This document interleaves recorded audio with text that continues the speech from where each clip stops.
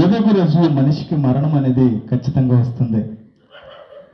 బాల్యం మొదలుకొని మరణం వృద్ధాప్యంలో ఉన్న ప్రతి ఒక్కరికి, ఎవరికైనా, అది ధనవంతుడైనప్పటికీ సామాన్యుడైనప్పటికీ ప్రతి ఒక్కరికి మరణం వస్తుంది.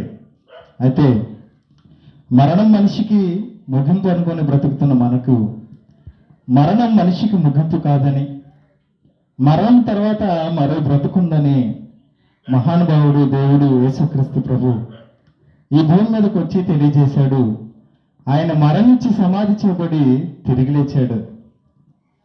ఈ భూమి మీద బ్రతుకుతున్న మనం ఈ జీవితాలలో మనకు నచ్చినవి, మనకిష్టమైనవి, మన హృదయం యొక్క ఆలోచన ప్రకారం, మన తలంపుల్లో పుట్టే ఆలోచన ప్రకారం మన జీవితాలను గడిపిస్తున్నామే తప్ప ఈ భూమి మీద మనుషులుగా మనం ఎందుకు పుడుతున్నాం, మరణం తర్వాత ఏం జరుగుతుంది అన్న దానిని వచ్చిన ఆలోచన మనకు ఉండదు.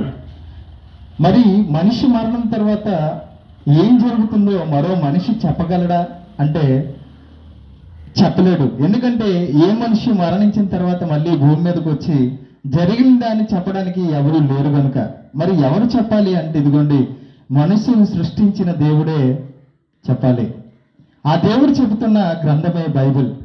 బైబిల్లో మనిషి మరణం తర్వాత ఏమవుతాడో, మనిషి మరణం తర్వాత బ్రతుకుతాడా, ఇంకా ఏమైనా అయిపోతాడో అని మనుషుల ఆలోచనలో ఉన్న ప్రతిదాన్ని దేవుడు తన గ్రంథంలో తెలియజేశాడు. ప్రియులారా, ఈ భూమి మీద మరణం అనేసరికి భయపడుతున్న మనం మరణించేది ఏంటి అని ఆలోచించగలిగితే ఈ శరీరం మాత్రమే మరణిస్తుంది. బైబిల్ చెప్తుంది, మన్నైనది వెనుకట వల్లే మన్నైపోవును, ఆత్మ తాను దయచేసిన దేవుని యొద్దకు చేరును అని.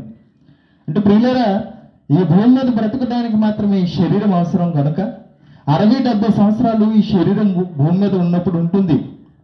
ఈ శరీరం మనం కాదండి, ఈ శరీరాన్ని నడిపించే ఒక మహాశక్తి మనలో ఉంది. అదే ఆత్మ. అది దేవుడిచ్చిన దీపం, దేవుడిచ్చిన ఆత్మది.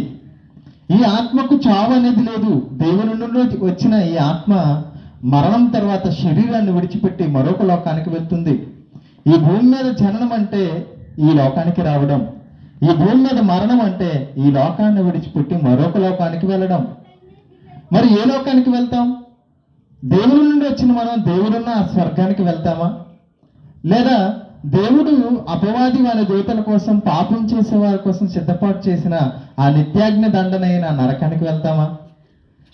మరి దేవుని యొద్దకు వెళ్ళాలంటే ఎలా ఉండాలి, పాతాళంకి వెళ్ళాలంటే ఎలా ఉండాలి అనేది ఖచ్చితంగా మనం తెలుసుకోవాలి. మనకు మనంగా నీతిగా, యథార్థంగా, పరిశుద్ధంగా బ్రతికేద్దాం. ఒకవేళ అలా బ్రతికితే పుణ్యకార్యాలు, మంచి పనులు చేసి ఆ దేవుడున్న లోకాన్ని సంపాదించుకుందాం అని మనం ప్రయత్నాలు చేసినా అది సాధ్యం కాదని దేవుడు చెబుతున్నాడు. ఎందుకంటే భూమి మీద నీతిమంతుడు లేడు, ఒక్కడును లేడు అని బైబిల్ చెప్తుంది. అంటే మనిషికి పరిశుద్ధంగా, నీతిగా ఎలా బ్రతకాలో తెలియదు. ఎవరు చెప్పాలి నీతి అంటే, పరిశుద్ధత అంటే? దేవుడే చెప్పాలి. దేవుడు చెబుతున్నాడు బైబిల్ గ్రంథంలో. తాను భూమి మీదకి వచ్చాడు, యేసుక్రీస్తు ప్రభు గారు భూమి మీదకి వచ్చారు. పవిత్రంగా, నిష్కలంకంగా, ఏ పాపము చేయకుండా ఈ భూమి మీద బ్రతికాడు. పరిశుద్ధంగా బ్రతకడం అంటే దేవుడు చెప్పిన మాటల ప్రకారం చేయడం. దేవుని మాటల ప్రకారం చేయకపోవడం పాపం, దేవుని మాటల ప్రకారం చేయడం పరిశుద్ధత. మరి మనుషులుగా మనం దేవుడు చెప్పిన విషయాల ప్రకారం బ్రతుకుతున్నామా అంటే దేవుని విషయాలంటే ఏంటో కూడా మనకు తెలియదండి. దేవుడు మనతో మాట్లాడుతున్నాడని, దేవుడు తన మాటలను మనకు తెలియజేశాడన్న విషయాలు కూడా మనకు తెలియదు. ఎందుకంటే మనుషులుగా బ్రతుకుతున్న మనం దేవుని గురించిన ఆలోచన చేయమని బైబిల్ చెప్తుంది. దేవుడు అంటే ఆకాశం నుండి, పరలోకం నుండి పరిశీలిస్తున్నాడు మనుషుల్ని. ఎవరైనా దేవుణ్ణి వెతికేవారు ఉన్నారేమో అని, దేవుణ్ణి పరిశీలించేవారు ఉన్నారేమో అని. కానీ మనుషులుగా మనం అన్నింటినీ పరిశీలిస్తాం.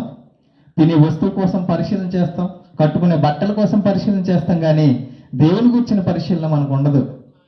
అందుకోసమే దేవుడే భూమి మీదకి వచ్చాడు, చెబుతున్నాడు ఆయన నీతిగా ఎలా బ్రతకాలో. ప్రేమ, సంతోషము, దీర్ఘశాంతము, దయాళత్వము, నెమ్మది, మనశ్శాంతి కలిగి బ్రతకాలంటే, నెమ్మదితోని మనశ్శాంతితో బ్రతకాలంటే ఆత్మ సంబంధమైన ప్రతి పని చేయాలని దేవుడు కోరుకుంటున్నాడు. నిన్ను వలె నీ పొరుగు వారిని ప్రేమించాలని, శత్రువులు సైతం క్షమించాలని, నీ దేవుడైన యెహోవాను పూర్ణ హృదయంతో ప్రేమించాలని, ఇలా ఎన్నో మాటలు మనిషి పరిశుద్ధతలకు మారడానికి తెలియజేశాడు. అయితే అది క్రియల వల్ల మనకి సంబంధించిందా లేదా క్రియల వల్ల మనకు వచ్చేదా అంటే అది జరగదు. మనం క్రియలు చేసి దేవుని పరిశుద్ధత మనం సంపాదించుకోలేము కనుక, ఆ దేవుడున్న లోకానికి మనం వెళ్ళలేము కనుక దేవుడే మనకు ఉచితంగా దాన్ని ఇవ్వాలనుకుంటున్నాడు. ఈ భూమి మీద పాపం చేసి చెడుతనం చేసి ఒకవేళ మరణిస్తే పాతాళంలో శిక్షకు వెళ్తాం. ఈ భూమి మీద చేసిన ప్రతి పాపానికి శిక్ష అనేది ఉంది.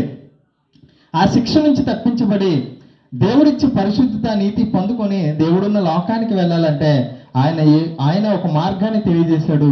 అదే ఆయన యందు విశ్వాసం ఉంచడం. ఎవరైతే దేవుడు పరిశుద్ధుడు నీతిమంతుడు అయిన యేసుక్రీస్తును విశ్వసించడం వల్ల మనకు పరిశుద్ధత నీతి అనేది వస్తుంది. మనం చేసే క్రియల వలన మనకి ఆ పరిశుద్ధత కానీ ఆ నిత్య జీవాన్ని కానీ మనం పొందుకోలేము. మనం పొందలేని ఆ పరలోక రాజ్యాన్ని యేసుక్రీస్తు తాను ఉచితంగా మనకు అనుగ్రహిస్తున్నాడు. ఎప్పుడైతే ఆయన యందు మనం విశ్వాసం ఉంచుతామో, ఎప్పుడైతే మన పాపంలో ఆయన ఎదుట ఒప్పుకుంటామో, అప్పుడు ఆయనకున్న నీతి, ఆయనకున్న పరిశుద్ధత, ఆయనకున్న యథార్థత మన జీవితాల్లోకి వస్తుంది. మనం మార్పు చెందుతాం. అప్పుడు మనకు పాపములకు క్షమాపణ జరుగుతుంది. నిత్య జీవాన్ని సంపాదించుకోగలం. ఒకవేళ యేసుక్రీస్తును అంగీకరించకుండా ఈ భూమి మీద మరణిస్తే మనం చేసిన ఈ భూమి మీద చేసిన ప్రతి పాపానికి శిక్ష అనేది ఉంది. కాబట్టి ప్రియులారా, ఆలోచించండి.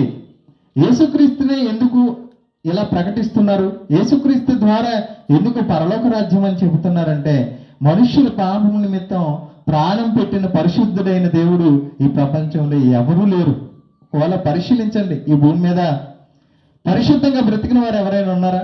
యేసుక్రీస్తులాగా ఎవరైనా మనుషుల పాపం నిమిత్తం ప్రాణం పెట్టిన వారు ఉన్నారా?